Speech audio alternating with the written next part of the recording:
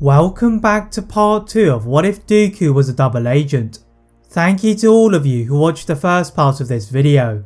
To recap what happened in that part in case you haven't seen it, the Jedi had installed a clone-style inhibitor chip in Dooku before he left the Order, and the Jedi Master had lived comfortably until Sidious arrived to offer him the role of his new apprentice. Dooku accepted the role, secretly helping the Jedi to change the protocols in the clone army. But as he tries to tell Obi-Wan about the identity of Sidious, he is stopped by a strange spell cast by the Sith Lord.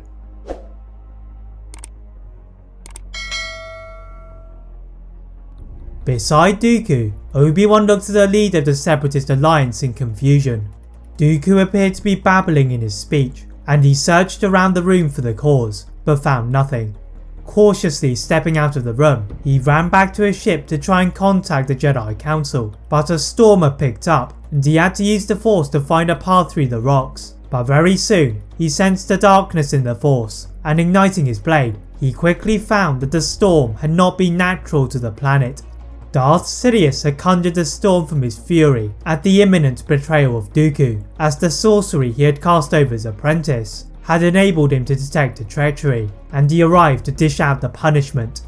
The Sith Lord casually pushed Obi-Wan before he could take one step towards him, and the Jedi is rendered unconscious, as he is then dragged by the droids to a secret location. Entering Dooku's hideout, the Separatists had made their escape in their transport, and he lifted Dooku into the air with the Force, choking the life out of him.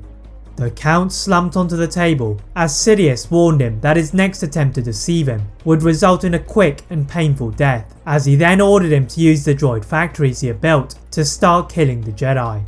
Back on Coruscant, Yoda and the Council had been waiting for Obi-Wan to give them the identity of the Sith Lord when they received a disturbing message from one of the Jedi healers.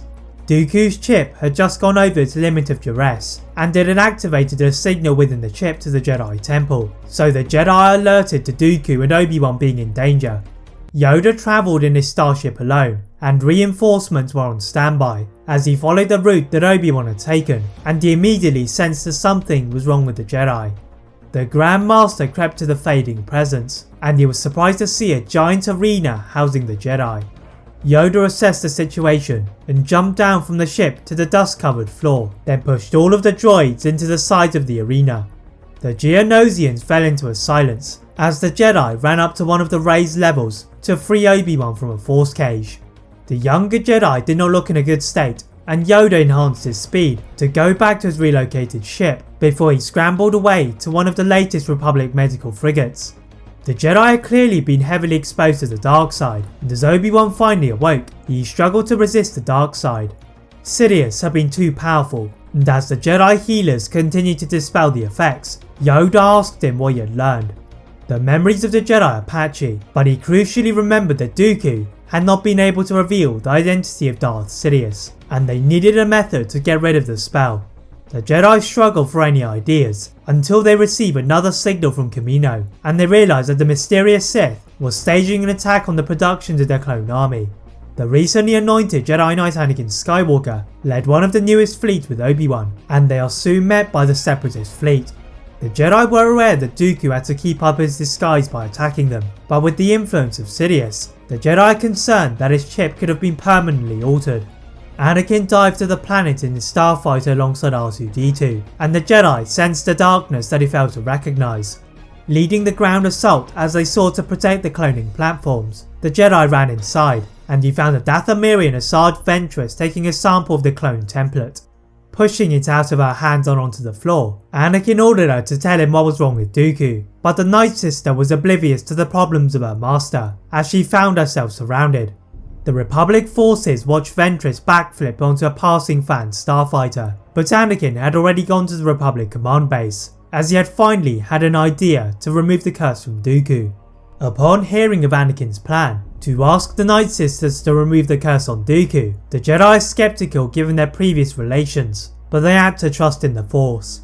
After completing the defense of Kamino, Obi-Wan and Anakin have no time to return to the temple, as the Council fear that more innocent lives could be lost if they didn't find the identity of the Sith, and they head straight for Dathomir. Descending into the red mist, the Jedi are met by the curious leader of the clan in Mother Talzin. Obi-Wan would need all of his famous negotiation skills to get the help they needed. That is it for part 2 of What If Dooku Was a Double Agent. If you'd like to see a part 3 soon, please like this video, turn on that notification bell, click that subscribe button on this channel as we are nearly at 15,000 subscribers. And as always, leave a comment on what if you'd all like to see next and how I can improve my videos. Thank you all very much for watching and see you next time.